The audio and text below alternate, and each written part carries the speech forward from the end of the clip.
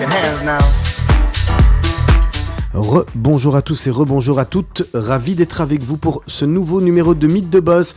Je suis accompagné, j'ai le plaisir et la chance d'être accompagné de Laurent Postdantec. Bonjour Laurent. Merci pour votre accueil Olivier. C'est toujours un plaisir d'être avec vous. Ravi d'être Je dis pas ça parce que les deux autres sont pas là, de toute façon. Vous savez bien qui va à la chasse perd sa place. Ouais, tout à fait. En plus, la chaise est chaude pour l'instant. Exactement, ça. Tout se passe bien. Merveilleux. Laurent, vous occupez de présenter nos invités. Oui, on a le plaisir cet après-midi de recevoir au micro de Judaïka et dans Mythe de Boss Ludivine Verbogen et Romain Alderweireld. Bonjour. Bonjour. Alors on va parler d'une initiative, d'un projet que permettez-moi de qualifier de entrepreneurial qui s'appelle 101 Génomes. Vous me corrigez, vous êtes d'accord quand je dis que c'est un projet entrepreneurial C'est un projet qui a pas mal de dimensions. Il y a une dimension entrepreneuriale aussi, donc oui, on peut accepter ce terme. En quelques mots, comment est-ce que vous avez envie de définir 101 Génomes sans rentrer dans l'histoire, parce qu'effectivement vous avez une histoire incroyable, vous portez quand même un énorme projet sur vos épaules, mais rapidement, si vous deviez faire le pitch, et puis on va rentrer dans vos parcours respectifs. 101 Génomes, c'est une fondation que nous avons fondée, Romain et moi, en 2017. Et qui a pour but de soutenir la recherche génomique et bioinformatique afin de mieux comprendre et de mieux soigner les maladies rares. Magnifique. Juste avant de rentrer dans votre parcours, alors vous l'expliquerez certainement plus tard, vous avez créé cette fondation parce que vous avez un enfant qui a une maladie qui s'appelle comment ? Le syndrome de Marfan. Voilà. Je vous demanderai peut-être après ce qu'est le syndrome de Marfan, mais d'abord, comment va Aurélien ? Parce que finalement, c'est la question principale. Je la prends. Aurélien va bien. Donc, il passe beaucoup de temps, évidemment, à l'hôpital et il doit faire de la kiné plusieurs fois par semaine. Mais il va aussi bien qu'il peut aller, comme Romain le dit souvent. C'est-à-dire qu'il est extrêmement bien suivi par les meilleurs spécialistes. On a beaucoup de chance en Belgique avec des médecins exceptionnels. Et il est dans une école dans laquelle il est très heureux. Et qu'il a accueilli avec énormément de bienveillance. Donc, je remercie au passage Hélène Nabokov et l'école Stepping Stones. C'est une petite école privée où ils sont 10 par classe et où il a une vie sociale tout à fait comme celle de nos filles, en fait. Il a quel âge ? Il a 7 ans. 7 ans. Il est en français et anglais, il adore l'école. Son cours de gym, son cours préféré, c'est le cours de gym. C'est quand même étonnant parce que c'est celui dans lequel il a le plus de mal. Donc, Aurélien va bien. Je trouve qu'il va bien. Mais Romain trouve que je suis trop positive.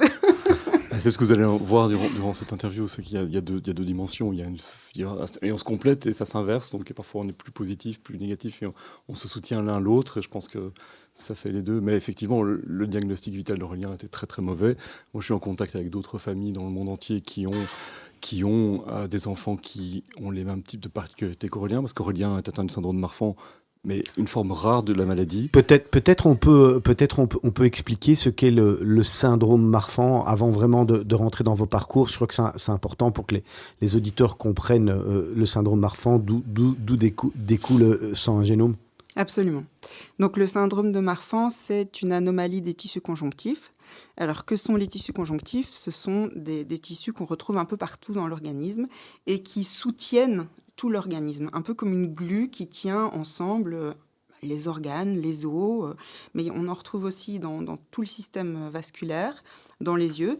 Et donc la difficulté dans la maladie de notre fils, c'est que c'est une maladie multisystémique et qu'on doit surveiller énormément de systèmes chez lui, notamment son cœur. On a des rendez-vous cardiologiques tous les 3 mois.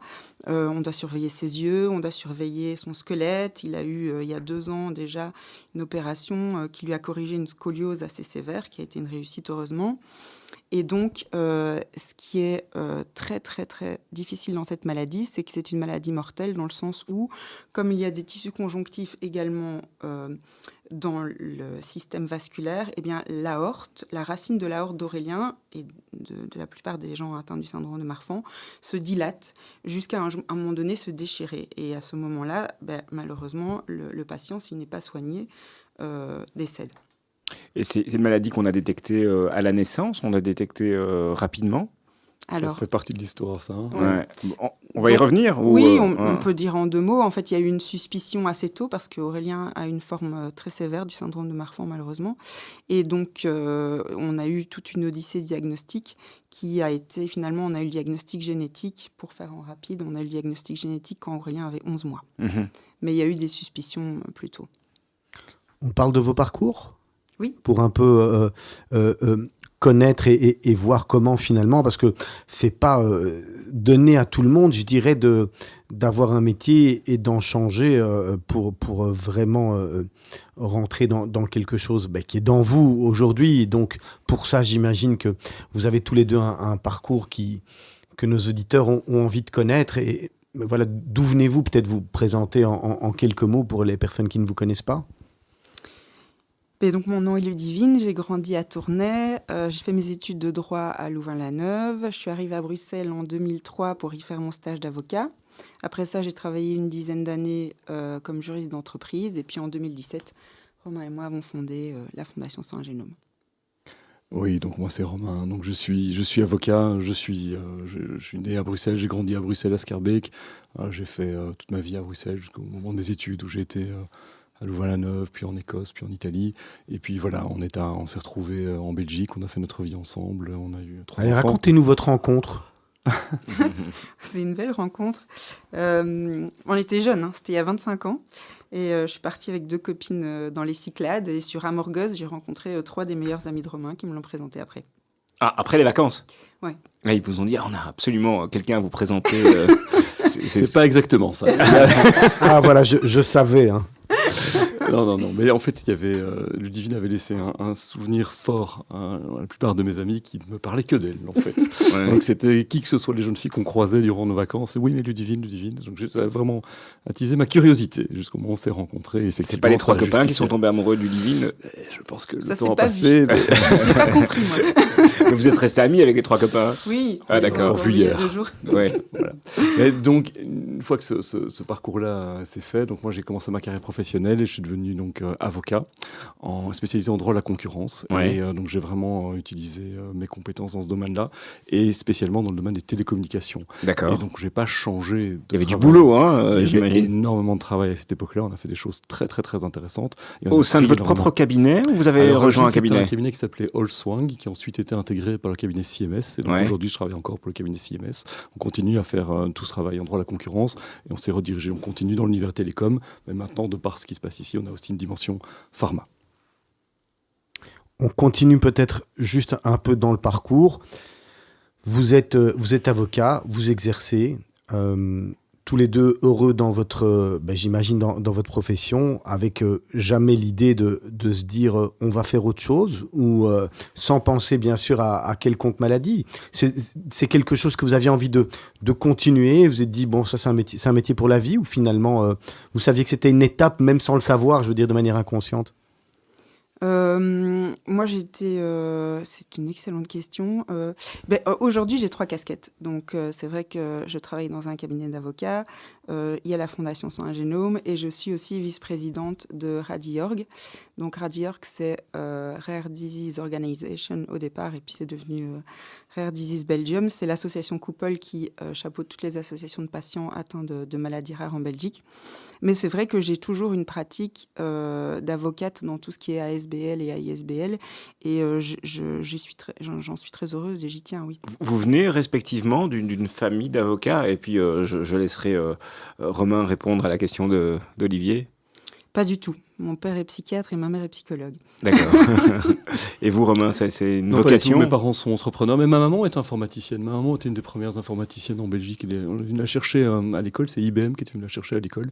Ouais. Et donc elle a tout de suite travaillé sur la mise en place d'architecture réseau, notamment la mise en place du réseau Swift. Donc on a toujours eu à la maison une dimension entrepreneuriale Mhm. et informatique. Et donc on a toujours eu des ordinateurs depuis toujours. Donc ça, c'est un lien aussi avec ce qu'on a fait ici. Et pour répondre à la question qui est là, les 2 pratiques se nourrissent. Donc vraiment ce que je fais en droit de la concurrence nourrit ce qu'on fait dans le cas de Sang et Génome, et c'est vraiment, on apporte un regard différent qui vient du droit. Et c'est vrai que dans le droit, on a une rigueur on va peut-être parfois dire pour des choses qui peuvent apparaître absurdes. Et dans le monde de la science, ils sont focalisés sur des choses extrêmement importantes, mais parfois la rigueur, elle est sur la découverte, mais pas sur la mise en place qui l'accompagne. Donc je pense que ce que nous, on fait, on apporte 2 dimensions complémentaires et on nourrit une fois de plus, de par notre expérience, un univers qui a besoin de ce qu'on peut apporter. Vous arrivez à séparer les 2 casquettes et comment vous organisez votre temps finalement? Je dors pas. D'accord. Ça, c'est pas terrible. Ouais, mais c'est comme ça. Non, c'est vrai que Romain n'a pas beaucoup de loisirs. Moi, j'ai fait demi-temps quand même. Donc, j'ai un mi-temps au cabinet d'avocat, un mi-temps pour la fondation, et puis Et encore peu de temps un pour les 3e enfants. mi-temps pour les enfants, j'allais Voilà, le dire. c'est ça. Oui, parce Voilà. que vous êtes parent de 3 enfants. Oui, absolument. On a 2 grandes filles et on a Aurélien qui a 7 ans. Ouais. Et on passe tout de même beaucoup de temps à l'hôpital, hein, donc on passe beaucoup de temps à l'hôpital. Ouais, c'est vrai que oui, il a 2 séances de kiné par semaine et on doit vérifier on doit aller voir plusieurs spécialistes Très assez régulièrement. Voilà. On va marquer une première pause musicale, si vous le voulez bien. Vous avez demandé de présélectionner 2 morceaux. Alors, il y en a un qui s'appelle Il y a, et l'autre, c'est La Quête. Vous nous dites par lequel on commence, qui l'a choisi finalement. Vous avez choisi chacun un, et pourquoi l'avoir choisi? Alors, on va commencer par mon choix. Donc, c'est une chanson de Vanessa Paradis. Je l'ai choisie parce qu'il y a une phrase que j'aime beaucoup dans cette chanson qui dit « Parfois, on regarde les choses telles qu'elles sont, en se demandant pourquoi. Parfois, on les regarde telles qu'elles pourraient être, en se disant pourquoi pas. » Et je trouve que ça illustre bien ce qu'on a choisi de faire avec la Fondation. Allez, nous, on est sur Radio Judaïka. C'est Mythe de Boss. On va se retrouver d'ici quelques petites minutes pour la suite de notre émission avec nos invités. Allez, c'est Mythe de Boss. On reprend avec nos invités Romain Alderweireld et Ludivine Verbogen. Je ne me suis pas trompé? 101 génomes. On était en train d'en parler un peu hors antenne, là, juste avant que ça commence. On parlait de communication. C'est important aussi, finalement, de communiquer. Ah oui, C'est important de raconter, de s'exprimer, finalement de faire partir son cœur. Il faut se dévoiler. Oui, tout à fait. C'est vrai que nous, c'est notre travail, mais on doit parler de notre vie privée aussi pour expliquer ce qu'on fait. Et bien sûr que la communication est une dimension très importante, notamment parce qu'on doit faire des levées de fonds, parce que voilà, si on veut obtenir des subsides, il faut que notre projet soit connu, des choses comme ça. On va un peu revenir dans votre parcours. Donc, vous l'avez dit, hein, vous êtes d'abord parent de 2 grandes jeunes filles. De 12 et 14 ans, oui. 12 et 14 ans. Des ados. Et voilà, on a Voilà. 2 ados à la maison. Et ensuite, il se passe quoi? Racontez-nous. Ah là, je vais le prendre. Donc, on a la naissance d'Aurélien en 2015, et donc on est fou de bonheur, en tout cas tous les 2. Et puis Ludivine, rapidement, elle sent qu'il y a quelque chose de curieux. Et donc très vite, elle retourne vers les médecins, et les médecins disent non, c'est impossible, il ne peut pas être malade, c'est impossible, c'est ce qu'ils nous disent, c'est impossible. Alors pendant très longtemps, pendant 11 mois, Ludivine en fait est assez seule, parce que les médecins lui disent que tout va bien. Moi, j'ai l'impression que tout va bien.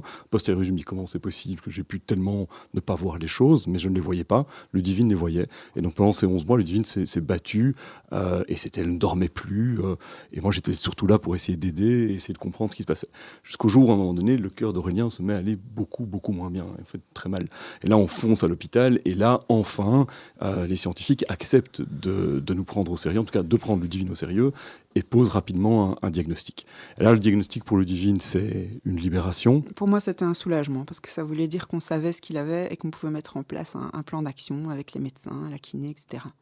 Et moi, c'est l'inverse. Moi, c'est vraiment le moment où j'ai plongé. Et donc là, à ce moment-là, c'était mais c'est pas possible. Comment, j'ai rien vu. Et qu'est-ce qui va se passer avec cet enfant? Et là, j'ai plongé dans la science. Et là, on a rencontré quelqu'un d'extraordinaire, qui s'appelle le professeur Guillaume Smits, qui nous a vraiment aidés, épaulés, conduits, guidés et mis à notre disposition l'ensemble du savoir. Et qui est Guillaume Smits? Guillaume Smits, c'est aujourd'hui le chef de la génétique à l'hôpital Erasme. Et c'était... Le généticien qui nous a suivis jusqu'à ce qu'on ait le diagnostic d'Aurélien. Et ça prend combien de temps entre le moment où il a son souci au cœur et le moment où il y a toute cette analyse génétique? J'ai l'impression que ça prend un peu... j'imagine que ça prend un peu de temps. Une fois qu'il a eu un souffle au cœur, comme il avait aussi des signes extérieurs de la maladie, ça a été assez vite. Une fois qu'ils font le test...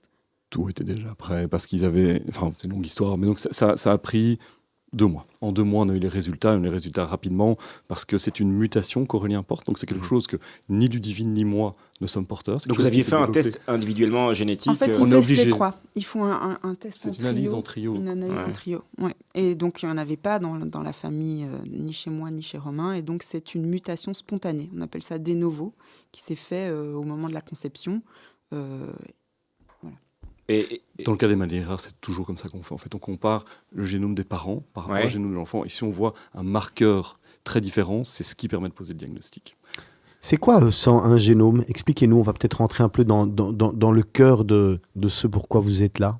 En fait, on est là parce qu'au moment où on reçoit ce diagnostic, ça s'accompagne de l'annonce d'une espérance de vie statistique de 16 mois. Et c'est là que je plonge dans la science. Et dans la science, je fais une découverte. C'est-à-dire que je découvre des gens qui sont atteints d'une mutation identique à celle d'Aurélien et qui devraient donc être très très très très malades et qui sont visiblement adultes en bonne santé, sans présenter la maladie. Et là, je retourne vers Guillaume Smith, le généticien, et là j'explique, écoutez, j'ai découvert ceci. Il me dit, oui, mais attendez, machin, on fait des vérifications, et ce que j'ai découvert se confirme. Et à partir du moment où on se confirme, on dit, bon voilà, il faudrait qu'on puisse explorer le génome de ces personnes pour identifier ce qui explique qu'alors qu'ils devraient être malades, ils ne le sont pas. Et c'est la raison pour laquelle on a décidé avec Ludivine de réunir le génome à l'origine de 101 personnes pour l'explorer et essayer de comprendre pourquoi ces gens ne sont pas malades alors qu'ils devraient l'être ou sont très malades alors qu'ils ne devraient pas l'être. Et l'idée du 101, c'est Ludivine qui l'a eu. Oui, tout à fait. Donc, le professeur Guillaume Smith nous avait dit, si vous avez une centaine de génomes, vous pourrez déjà faire des découvertes incroyables. donc c'est à vous, en tant que parent, Oui. de réunir un panel de patients qui souffrent, enfin, qui ont le même type de pathologie. Donc il n'y a pas un médecin, un scientifique, un labo pharma qui prend ça en main. C'est assez surréaliste ce Non, que il vous n'y nous avait racontez pas là. encore, pas dans le syndrome de notre fils. Et on se rend compte malheureusement que dans les recherches, il faut souvent une initiative privée pour que des choses comme ça arrivent, parce qu'il n'y a pas forcément les fonds pour le faire. Et comment il vous faut y prenez skin in the game. Il Il faut faut skin in the vraiment, game. et la plupart du temps, les vraies avancées sont faites par des parents. On parle chaque fois qu'on voit une recherche avancée, derrière il y a un moteur, et le moteur c'est des gens qui ont skin in the Et game. comment est-ce qu'on s'y prend pour réunir ces 101 génomes alors, Alors, on on construit parle de la Belgique, on parle du monde de entier. l'Europe. On parle de l'Europe et du monde entier. Et donc, on a créé une infrastructure pour pouvoir le faire. On s'est inspiré de tous les modèles qui existaient à l'étranger. On a vu ce qui était comme force et comme faiblesse. Et aujourd'hui, on a une solution d'avant-garde. On a quelque chose qui est tout à fait unique. On a créé un cloud génomique. On est les premiers à avoir développé ce cloud génomique sur ce modèle-là. Alors là, vous allez devoir un peu vulgariser le propos. Alors, un cloud, aujourd'hui, tout le monde connaît le cloud. Ouais, ouais. Tout le monde voit ce que c'est un espace partagé et on peut, de manière sécurisée, placer des données sur cet espace partagé et on n'est pas limité par une capacité. Okay, un des points essentiels dans la recherche génomique, c'est qu'un génome, votre génome, le mien, celui du Divine, le vôtre, c'est 300 gigabytes de données. C'est un alignement d'une séquence de 3 milliards de nucléotides de 300 gigabytes. Et donc, on ne peut pas placer ça sur un serveur, on ne peut pas mettre ça de façon locale. Et l'idée, c'est qu'en plus, un génome tout seul, ça ne dit pas grand-chose. Dans le cas d'Aurélien, il fallait 3 génomes pour identifier la maladie d'Aurélien. Et donc, ce qu'il faut, c'est la puissance statistique de ces génomes, il faut pouvoir les accumuler. Et donc, le meilleur endroit pour stocker de manière sécurisée et exponentielle de la data, c'est le cloud. Et donc, on a construit un cloud native de novo spécifique pour le storage de génome. C'est ça qu'on a construit. Et comment est-ce qu'on C'est ça sans et- génome. Alors, concrètement, comment est-ce qu'on s'y prend? Parce que, on l'a dit, on doit réunir 101 personnes. Comment est-ce qu'on communique vers ces 101 personnes? Comment est-ce qu'on les persuade de vous rejoindre? Parce que j'ai l'impression que vous avez une montagne à ce moment-là à franchir. En tout cas, c'est un objectif. Vous savez où vous devez aller, mais c'est un sacré challenge. Et donc après avoir fait de nombreuses recherches, avoir vraiment mûri le projet de ce qu'on voulait proposer, on s'est tourné évidemment vers les chercheurs spécialisés dans le syndrome de Marfan Donc- et vers les médecins il y en a en spécialisés dans le Belgique syndrome de Marfan. Il y en a en Belgique. C'est notamment l'université de Gand est une des meilleures pour le syndrome de Marfan. Donc dans notre malheur, on avait de la chance. Et on a créé un comité scientifique avec les meilleurs spécialistes du syndrome de Marfan en Belgique et en France. Et c'est grâce à eux qu'on a pu avoir accès aux premiers patients dont on a mis les génomes sur notre cohorte. Oui, en réalité, eux, on fait le postulat scientifique. Donc, ils nous ont, j'ai vu votre air étonné quand même. Donc, c'est nous qui faisons cette découverte. J'ai écrit un white paper, on a fait le tour de tous ces médecins prodigieux dont parle Ludivine, pour essayer de les convaincre de ce qu'il y avait quelque chose. Et eux nous ont dit, oui, en fait, on l'avait vu aussi, mais on n'a pas les capacités de le vérifier. Si vous pouvez nous aider à créer une infrastructure pour le faire, on peut aller dans cette direction-là. Et donc, nous, on a remis autour de la table tous des spécialistes de pratiques très différentes qui, normalement, n'échangent pas entre elles. Et on a posé 4 piliers pour construire une véritable infrastructure, pour permettre de se lancer dans ce qu'on appelle la quête des jeunes modificateurs. Alors, qu'est-ce qu'on a créé ? On a créé une infrastructure juridique, capable de récupérer des fonds. Ensuite, on a créé une véritable infrastructure opérationnelle. Financier, pardon. Fonds Oui. financiers. Oui. Dès le départ, c'est comme d'habitude, il fallait trouver l'argent. On s'est appuyé sur la Fondation Rabaudouin, qui fait un travail extraordinaire. Ensuite, on a mis en place une véritable structure opérationnelle, avec une véritable biobanque. Nous sommes vraiment très fiers, Ludivine et moi, d'avoir ouvert la biobanque de la Fondation Saint-Génome, dans laquelle on peut collecter des échantillons biologiques, à partir desquels on extrait de l'ADN qu'on transforme, qu'on digitalise en une donnée génomique. Ensuite, on arrive à notre fameux cloud génomique sur lequel on stocke ces données. Et ce qui est très fort dans ce qu'on a mis en place, c'est qu'on a aussi créé toute une gestion des consentements. Et c'est là que les juristes apparaissent. C'est que dans cet univers-là, on a tous des scientifiques, des spécialistes du génome, des spécialistes de l'informatique. Tout d'un coup, il y avait cette dimension juridique qui était mise de côté. Et nous sommes venus avec un mécanisme de gestion et d'opérationnalisation des consentements qui permet de créer une boucle complète. Et on a un cycle absolument complet. Et on l'a développé dans le contexte du syndrome de Marfan, mais maintenant, ce cycle, il existe. Il est opérationnel. À ce jour, on a 72 génomes de personnes. Donc, vous me demandez comment on a réussi à convaincre les gens. Alors, dans l'univers des maladies rares, les gens ont envie que ça bouge. Les gens ont envie que ça avance. Et souvent, ils pensent qu'on va s'occuper d'eux et qu'il y a quelqu'un qui est derrière la porte qui fait le boulot, mais il n'y a personne. Et de l'autre côté de la porte, les gens attendent que les patients viennent leur demander d'agir. Et donc ça, on s'est rendu compte de ça, et c'était un choc à un moment de se rendre compte, mais en fait, il n'y a personne qui le fait. Il faut qu'on le fasse, et on l'a fait. Et donc on a construit quelque chose, c'est fonctionnel, c'est opérationnel, on a 72 génomes pour le moment, c'est des génomes qui viennent de l'Europe entière, et aujourd'hui, on est prêt à continuer à grandir dans le cadre du syndrome de Marfan, et l'étendre à d'autres maladies rares. Mais vous m'avez précédé là, vous venez de me prendre une perche dans la question. J'allais vous demander si c'est réservé exclusivement à cette maladie de syndrome de Marfan, ou si justement il y a plein d'autres maladies rares dont forcément les laboratoires ne font pas ce qu'il faut parce que ces maladies sont rares et donc ça coûte trop cher à développer. Vous pensez utiliser cette application, si on peut l'appeler comme ça, pour soigner d'autres maladies, pour faire d'autres recherches ? Absolument. Donc, notre projet pilote, c'est le syndrome de Marfan, le syndrome de notre fils. Mais une fois que tout notre modèle est en place, et il est en place maintenant, ça peut être étendu à toutes les maladies rares, potentiellement, et même moins rares.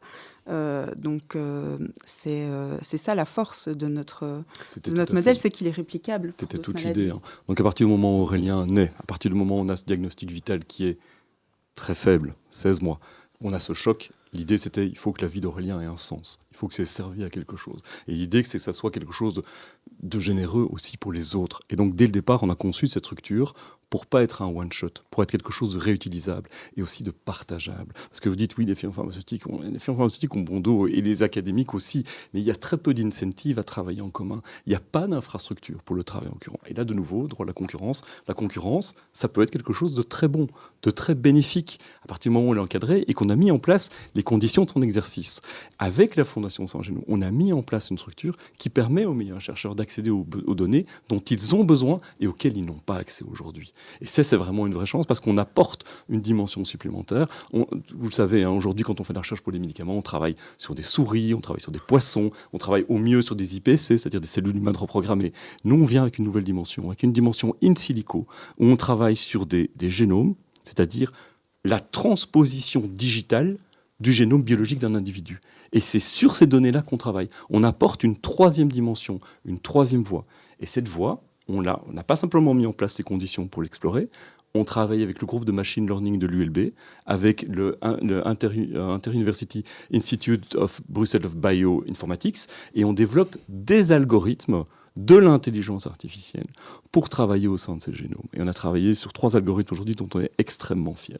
Voilà, donc nous, pour le dire simplement, on fournit une base de données avec des génomes de personnes atteintes du syndrome de Marfan aux chercheurs, et des bioinformaticiens peuvent venir faire tourner leurs outils d'intelligence artificielle, leurs algorithmes sur cette base de données pour trouver des gènes protecteurs pour essayer de mieux soigner les maladies rares. Alors aujourd'hui, vous en avez réuni 72. Depuis combien de temps ?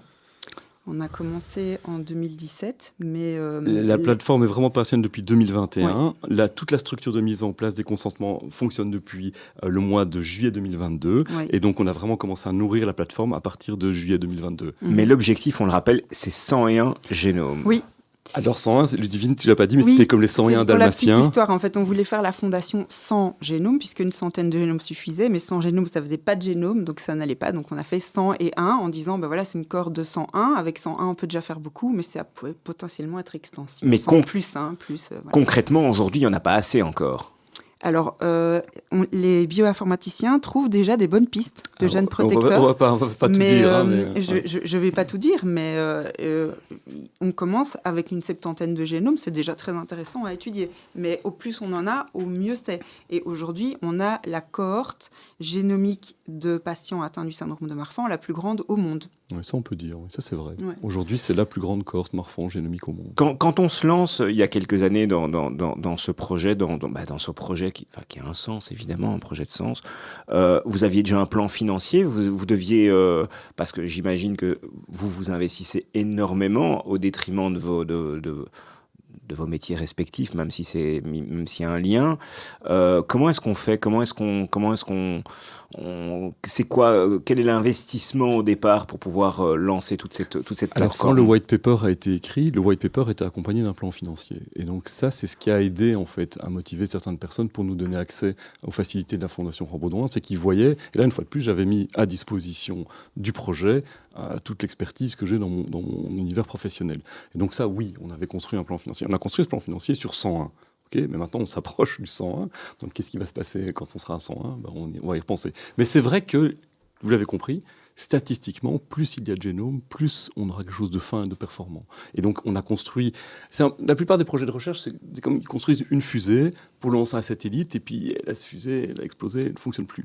Ici, c'est un petit peu comme Elon Musk. On a fabriqué une navette qui peut repartir, redescendre, relancer des fusées, et on peut multiplier les lancers. Est-ce que avec les 101 génomes ou les 72 génomes que vous avez actuellement, vous avez déjà des pistes plus sérieuses ? Est-ce que vous avez évolué dans la réflexion pour trouver un remède à la maladie ? Est-ce que 72, c'est déjà assez ? Ça vous guide dans le bon sens ? C'est pas assez, mais ça nous guide déjà dans le bon sens, parce qu'on a nos équipes de bioinformatique qui, aujourd'hui, peuvent, dès qu'une publication scientifique sort dans le contexte du syndrome de Marfan en disant « Tiens, on postule que tel gène pourrait être un modificateur », ils ont fait des découvertes dans un autre univers via des poissons, via des souris, via des IPC.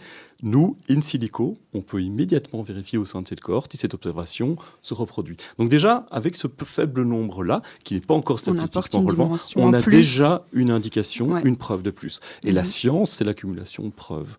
Donc voilà, ça a déjà beaucoup de sens que c'est là, et on espère que ça va continuer à avoir de plus en plus. Aujourd'hui, concrètement, vous collaborez comment avec l'univers scientifique, le pharmaceutique ? Est-ce qu'il y a, vous sentez déjà, alors vous expliquez qu'il y a déjà des pistes effectivement, mais est-ce que vous intéressez déjà l'univers pharmaceutique ? Non, on n'en est pas encore là, mais on a une première recherche qui est très très importante pour nous, qui est la quête des gènes protecteurs. Là, on travaille avec l'université de Gand et l'université d'Anvers là-dessus. Et on a aussi un consortium. On travaille avec deux instituts bruxellois, le Machine Learning Group et IB Square, dont Romain a parlé. Et dans ce consortium, en fait, on travaille grâce à Innoviris. C'est Innoviris qui nous a réunis. On a reçu un subside en 2020 et on travaille sur 3 ans avec des bioinformaticiens qui travaillent sur notre plateforme pour chercher ces gènes protecteurs et venir confirmer les recherches faites à Gand et Anvers en laboratoire plus classique. Ouais. Donc eux, ils travaillent sur des souris et des zébrafiches, des poissons zèbres. Et donc l'idée, effectivement, nous soutient la direction vers les pharma, c'est effectivement d'aider à ce qu'on appelle le drug repurposing, aider certains pharma qui, dans leur portfolio, auraient des molécules qui pourraient adresser les différents gènes qu'on pourrait identifier, à les aider à avoir une preuve supplémentaire pour plus rapidement procéder à un nouveau label, donc un nouveau repurposing d'un médicament, d'une drogue, pour essayer de mettre ça plus rapidement à disposition dans le contexte des maladies rares. Et il n'y a pas d'autres pays qui commencent, enfin d'autres continents, je pense aux États-Unis, qui commencent à s'intéresser à votre projet ? Alors, nous, on s'est beaucoup intéressé à ce qui se faisait ailleurs et ce qui se fait en Europe. Alors, il y a des très beaux projets, un projet qui s'appelle All of Us aux États-Unis. Il y a un très beau projet en Islande qui s'appelait Decode, qui est passé entre les mains chinoises avec Amgen. Et il y a surtout un projet anglais qui s'appelle le 100 000 génomes, projet anglais qui nous a énormément inspiré, qui est un projet national qui était posé par David Cameron, qui avait lui-même un petit garçon atteint d'une maladie rare. Et voilà, il était aux mêmes conclusions que nous. Ils sont partis à une dimension de 100 000, mais ils l'ont, pour plein de raisons, on n'a pas cette ampleur-là. Au niveau européen, il y a un projet qui s'appelle 1 million plus 1. C'est un projet qui est postérieur au nôtre, voilà, ils sont venus avec le plus 1, et qui est censé être une espèce d'agrégation des différents projets européens. Et la Belgique a décidé de ratifier, de participer à cet effort-là. Et donc, ils m'ont invité en tant que... voilà, je fais partie du comité d'accompagnement de la mise en place aussi. Je peux vous dire que ça avance très, très, très, très lentement. Et voilà, donc nous, on continue à avancer à notre rythme. Et voilà. Romain, alors tout ça, forcément, ça vous prend beaucoup de temps, on l'a dit tout à l'heure, mais j'imagine que ça coûte aussi beaucoup d'argent. Comment on fait pour financer finalement toute cette recherche, toute cette recherche, tout ce génome, tout ce que vous avez, et qui finalement, Laurent l'a dit tout à l'heure, c'est impressionnant, ça vous prend du temps, donc du coup, forcément, vous avez moins de rentrées. Quelque part, il faut aussi que vous vous y retrouviez et que les médecins qui travaillent pour vous, les chercheurs, les laboratoires, etc., s'y retrouvent aussi. Il n'y a personne, à mon avis, qui à un moment peut le faire pour rien, même si la cause, on a compris qu'elle est importante et merveilleuse. Comment ça se passe ? Alors, durant les premières années, on s'est focalisé sur les levées de fonds. Et donc, grâce à ce qu'on a mis en place avec la Fondation Rabaudon, on a une structure qui s'appelle le Fonds 101 génome à la Fondation Rabaudon, qui permet d'accueillir des donations du monde entier de manière déductible. Ça, c'est une grande force de la Fondation Rabaudon. Et aussi des laits. Et donc, il y a des personnes qui font des laits au profit de la Fondation 101 génome via le Fonds 101 à la Fondation Rabaudon. Et durant les premières années, on s'est vraiment battu pour essayer de réunir le plus de fonds possible. Une fois qu'on a obtenu ce qui correspondait à ce qu'on avait dans notre business plan, alors on est passé dans la mise en place en pratique du projet. Et c'est là où on en est maintenant. Et donc c'est vrai que maintenant qu'on va atteindre les 101, il va falloir réfléchir à la suite. C'est un moment charnière pour nous. La levée de fonds était facile, si on peut le dire, parce que ça touchait tout le monde, parce que l'idée était excellente et que ça n'existait pas. Oui, alors l'idée était excellente et ça n'existait pas, ça c'est certain. Et on a eu de très très bonnes surprises. On a eu des donations très importantes qui sont arrivées out of the blue, donc s'il y a encore d'autres comme ça, on est tout à fait preneur. C'est vraiment grâce à ça qu'on a pu fonctionner. Et puis on a organisé des événements aussi, on a organisé des campagnes de crowdfunding en ligne. Et puis le Covid est arrivé, et donc on a dû un peu arrêter tout ça. Et on a plus travaillé de la maison, des réunions du comité scientifique, etc. Et on a eu ce subside d'Innoveris qui nous permet de travailler en consortium avec les bioinformaticiens. Et les chercheurs, sinon, fonctionnent via des bourses et des choses comme ça.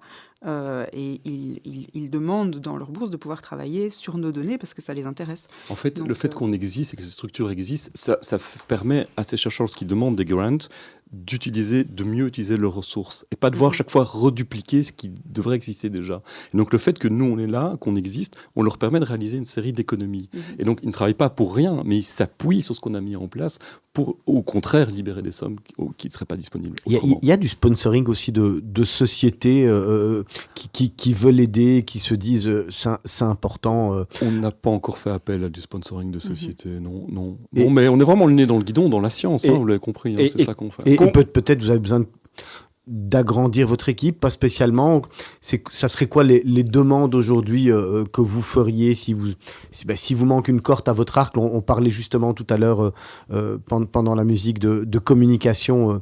J'imagine que vous recrutez finalement. Oui, là en communication, ça serait vraiment un des premiers points d'avoir des spécialistes de la communication. En communication, là on est 4, on a engagé 2 informaticiens, mais c'est vrai que si on pouvait avoir quelqu'un qui nous aide pour la communication en plus, on travaille avec un consultant en communication maintenant parce qu'on va justement essayer de s'améliorer sur ce point-là. Mais c'est vrai que ce ne serait pas du luxe si on pouvait se le permettre d'engager. Mais en même temps, on a tellement envie d'avancer dans la science et donc on a nos 2 informaticiens à maison, plus les 3 bioinformaticiens qui travaillent avec nous en continu. Et alors, on a vraiment toute la mise en place de la plateforme en elle-même où là, on travaille plutôt avec des consultants. Et en fait, on travaille avec des consultants américains et avec des gens qui travaillent au MIT. Donc, on a créé... un cloud architecte. La solution qu'on a mis en place, on était les premiers à mettre en place cette solution dans l'univers de Microsoft. Personne n'avait fait avant. Elle est vendable, juste sur l'aspect commercial. Est-ce que cette solution, vous pourriez l'exporter pour d'autres ou d'autres maladies, on l'a dit, mais sur d'autres secteurs qui vous permettraient finalement quelque part de rentrer des fonds que vous pourriez réutiliser vous-même pour... Oui, ça sera un modèle auquel on peut penser, surtout sur la partie qu'on a créée sur la gestion des consentements. C'est vraiment un point où on a toute notre expérience de vie, notre expérience métier, qui fait qu'on a mis en place quelque chose qui est un vrai plus. Et donc cette proposition-là, elle peut être utilisée dans de très nombreux contextes, et c'est effectivement pour ça que... Quel contexte? Le projet de recherche... la Consent App, les différents projets, contextes de recherche dans plein d'autres contextes, pas simplement le contexte des maladies rares, ce type d'application peut être réutilisé, mais surtout derrière, on a nos algorithmes. Et ces algorithmes qu'on a développés, eux, ont une véritable valeur. Et ça, c'est quelque chose c'est pour ça qu'Innoviris a investi dans ce qu'on a mis en place. Tout ça protégé par la blockchain aussi, derrière ça. Oui, alors la Je vois sourire. blockchain revient tout le temps, mais la blockchain est super intéressante pour plein de choses, mais pour le génome, c'est extrêmement complexe. Pourquoi ? Parce qu'un génome, c'est 300 gigabytes de données. Ouais. Si on fait une blockchain traditionnelle, on ne peut pas reproduire la donnée de façon répartie sur l'ensemble. Non. Donc, on ne peut pas travailler de cette même manière avec la blockchain. Il y a des applications qui peuvent être pensées avec la blockchain, mais on y a réfléchi, mais pas spécifiquement pour le génome. Comment va votre fils aujourd'hui ? Comment ça se passe ? Mais il va bien, comme j'expliquais, il a une vie sociale tout à fait classique et il est très courageux parce que c'est vrai que quand quand on lui dit qu'il doit subir une opération, c'est difficile. Mais pour le reste, c'est un petit garçon qui est très intelligent, qui a énormément d'humour, qui est très positif et qui est très bien entouré par une famille très aimante. Je pense notamment à nos parents, ses sœurs, notre famille élargie et qui a beaucoup de copains.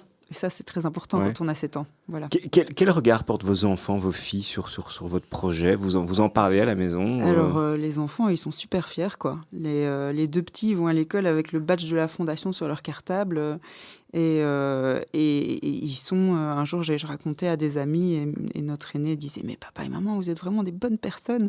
Donc, les enfants sont fiers. Et les 2 filles, elles m'épatent parce qu'elles ne sont pas du tout mal à l'aise avec la maladie de leur frère. C'est leur vie, c'est comme ça a toujours été comme ça.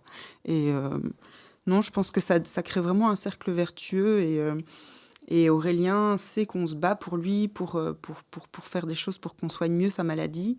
Qu'on le soigne mieux lui et les autres enfants qui ont la même maladie que lui. Et je pense que ça contribue à ce qu'il ait une meilleure santé aussi, parce qu'on est comme ça dans cette idée positive de faire d'un drame en fait une force créatrice. Et toute la famille est un peu dans cet élan vital-là. Et aujourd'hui, la médecine arrive à contrôler sa maladie ou comment ça se passe ? Il n'y a pas grand-chose, donc il a des médicaments pour ralentir le cœur. Il doit les prendre tous les jours. Pour le reste, il porte des attelles et sinon, c'est beaucoup des opérations. Il n'y a pas vraiment de médicaments qui peuvent faire reculer l'évolution de la maladie. Il n'y a pas de médicaments qui fonctionnent pour le moment, non ? Ouais. Aujourd'hui, si je pouvais, on se projette 2 ans en avance, on a nos 101 génomes. Là, vous avez une vision de ce qui va se passer au niveau scientifique. Vous imaginez déjà un labo qui va se réapproprier le sujet. Comment ça pourrait se passer on va dire, dans les rêves les plus fous ? Ce qu'on pourrait voir, c'est un peu l'exemple de Guillaume Canot. Donc ça, c'est quelqu'un avec qui Divine a beaucoup échangé. C'est un chercheur français qu'on a rencontré il n'y a pas longtemps, qui est extraordinaire et qui a, lui, un peu par hasard, a identifié un gène protecteur, l'action d'un gène qui pouvait ralentir le déclenchement d'une maladie. Et là-dessus, il a réussi à intéresser un laboratoire pharmaceutique qui disposait d'un médicament agissant sur ce gène. Et il a réussi à mettre à disposition de malades un médicament ça change leur vie. C'est vraiment, je suis désolé, mais c'est quelqu'un qui fait des miracles. C'est une maladie rare horrible. Et en fait, quand elle est donnée tôt, elle se développe très peu et donc il a redonné. Un effet retour. Il y a même un effet retour. Donc il avait des petits patients qui étaient en chaise roulante, ils se sont remis à marcher, quoi. Donc ça, c'est un peu la chose.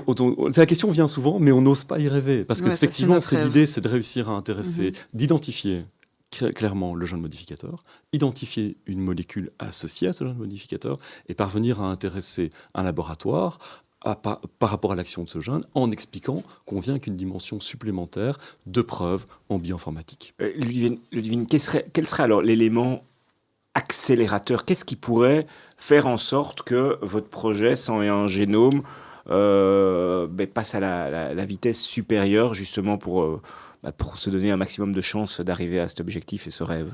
L'élément déclencheur, c'est de trouver ce gène protecteur et d'avoir la confirmation.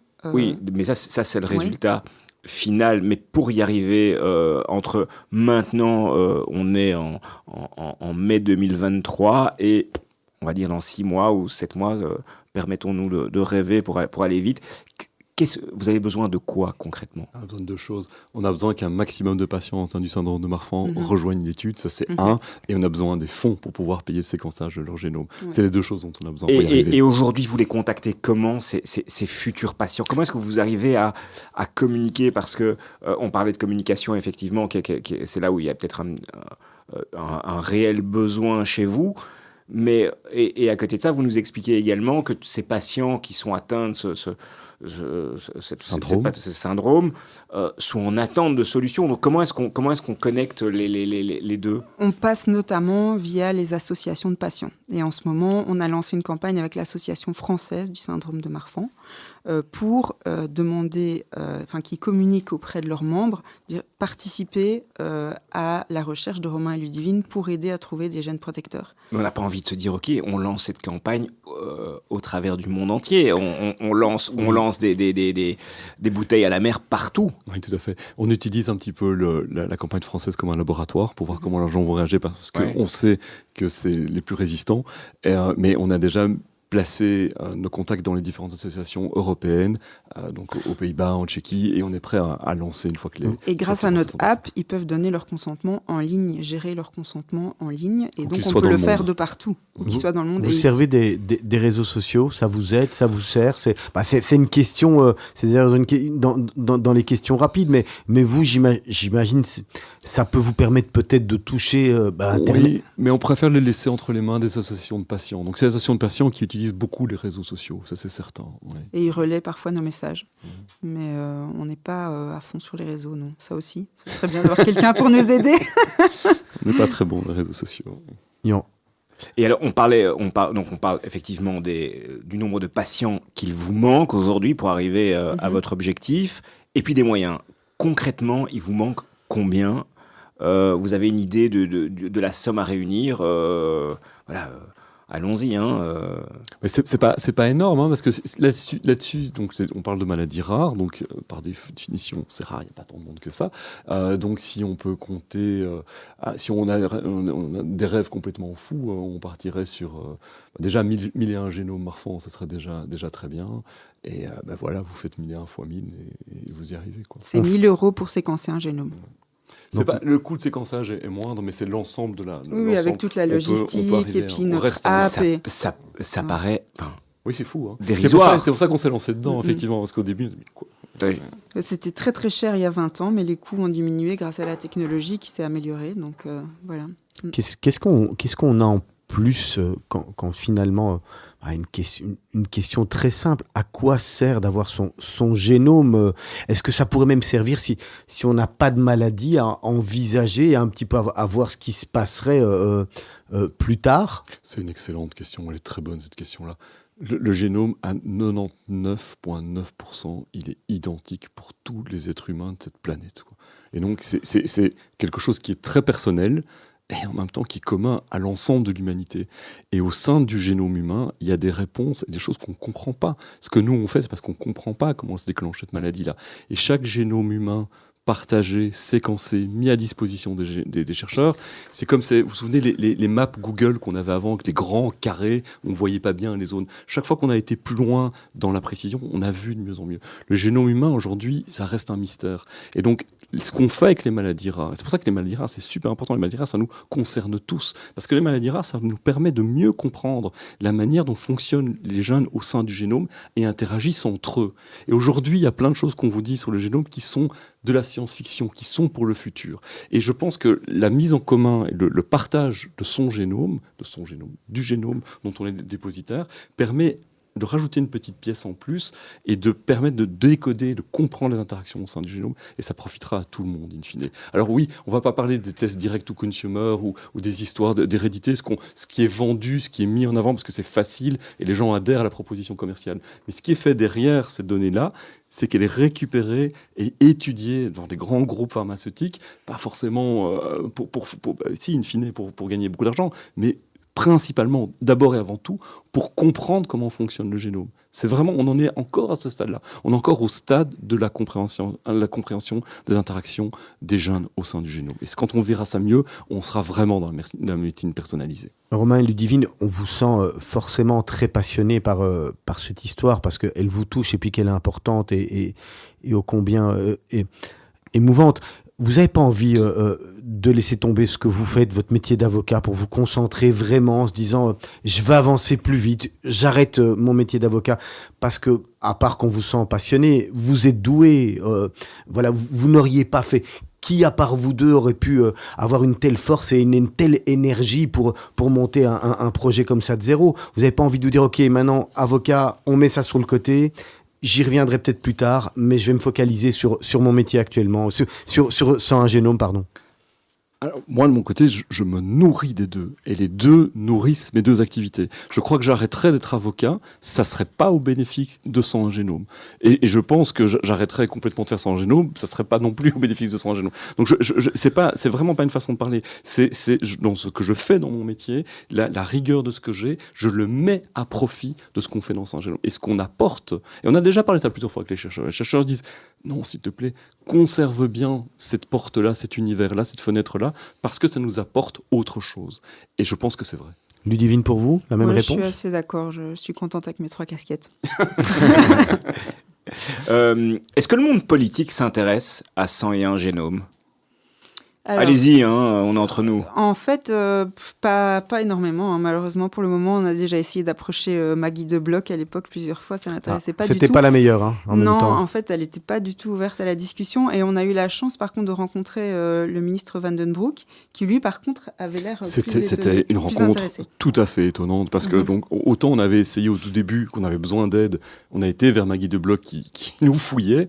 Autant cette fois-ci, j'étais mis en contact avec le ministre actuel. Je me dis, bon, je le pitch en quelques minutes et je me dis bon voilà, il aura écouté ou pas écouté, il part et 5 minutes après il revient vers moi, il me tape sur l'épaule, j'étais en discussion.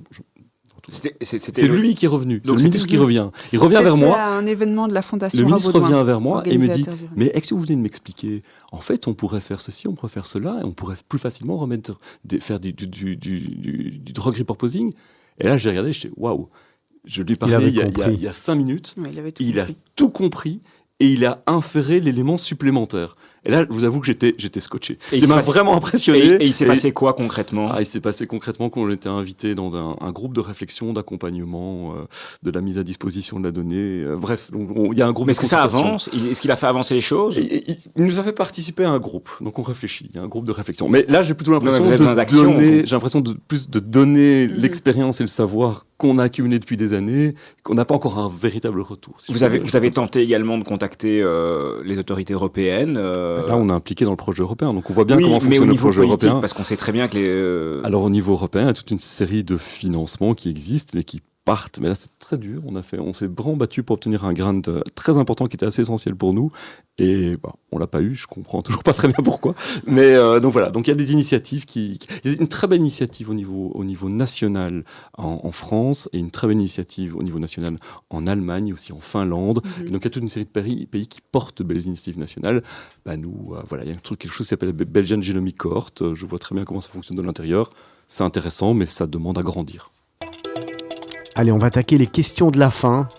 Questions rapides, réponses rapides. Et puis à la fin, quand on terminera l'émission, on vous demandera peut-être de rappeler les coordonnées pour les personnes qui veulent éventuellement supporter ou aider. On vous avait demandé à chacun d'entre vous de réfléchir à une citation, une phrase que vous aimez utiliser, que vous aimez mettre en avant. Et j'imagine que vous avez dû y réfléchir tous les deux. Ludivine, peut-être on commence avec vous. Oui, donc moi, ma phrase, c'est une phrase que j'ai lue dans un livre de Melissa d'Acosta qui s'appelle « Tout le bleu du ciel » et c'est « Si tu pleures parce que le soleil est parti, tes larmes t'empêcheront de voir les étoiles ». C'est beau. Romain? Moi, c'est une citation qu'on va attribuer à Nassim Taleb dans Le Cygne noir. C'est l'absence de preuve n'est pas la preuve de l'absence. C'est quelque chose qui est très important pour moi, d'un point de vue épistémologique. Ça dit quelque chose sur la recherche et sur la science, et ça nous conduit aussi dans ce qu'on fait aujourd'hui. Votre métier, en un seul mot? Parent-chercheur. Double.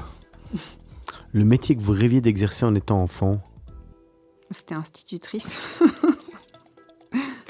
Moi, c'était archéologue. Je voulais être Indiana Jones. C'est un peu ce que vous faites aujourd'hui. Voilà. J'ai réalisé mes rêves. Je vous donne une lampe d'Aladin allez, on y va.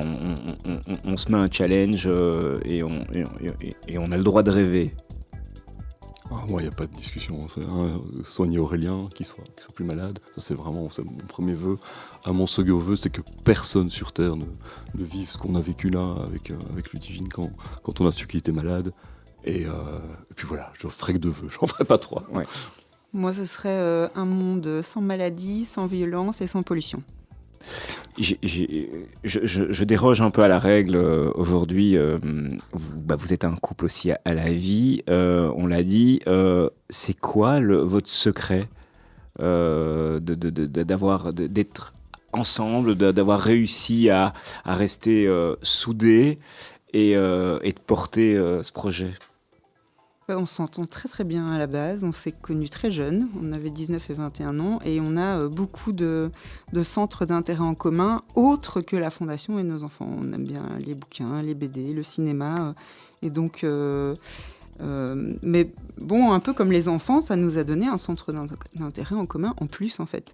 Et c'est vrai que le matin, souvent on se fait un petit briefing de 2-3 minutes pour savoir qui va faire quoi, puis on travaille chacun de notre côté en toute autonomie et on est obligé de faire des meetings... rapide et efficace, to the point, et puis on travaille en toute indépendance. Je pense que c'est comme ça que ça fonctionne bien. Merci beaucoup à tous les deux d'être venus vous expliquer dans Mythe de Boss sur 101 Génome. Romain Alderweireld et Ludivine Verbogen. Juste avant de se quitter, rappelez peut-être les infos importantes pour les personnes qui veulent contribuer. Ouais, ou qui on a juste un petit message, c'est que si parmi les auditeurs, il y a quelqu'un qui est porteur du syndrome de Marfan, vous connaissez des gens atteints du syndrome de Marfan, venez vers nous, venez vers le site de la Fondation, c'est le F101G. www.f101g.org. Et si autour de vous, vous êtes vous-même atteint d'une maladie rare, vous connaissez des gens atteints d'une maladie rare, venez chez nous aussi, vous l'avez compris, on a une infrastructure qui est prête, qui peut être dupliquée. Et si vous n'êtes ni l'un ni l'autre, vous pouvez nous soutenir via le Fonds 101, la Fondation Roi Baudouin. On retrouve tout sur le site de la Fondation Roi Baudouin. Merci beaucoup. À la semaine prochaine, Laurent. Rendez-vous avec Jonathan Blanchard. On va partir tout à fait dans un autre domaine, dans la restauration, dans les discothèques, etc. Ça sera différent. Et d'ici quelques instants, on va retrouver Blaise van der Linden pour le grand journal de la rédaction.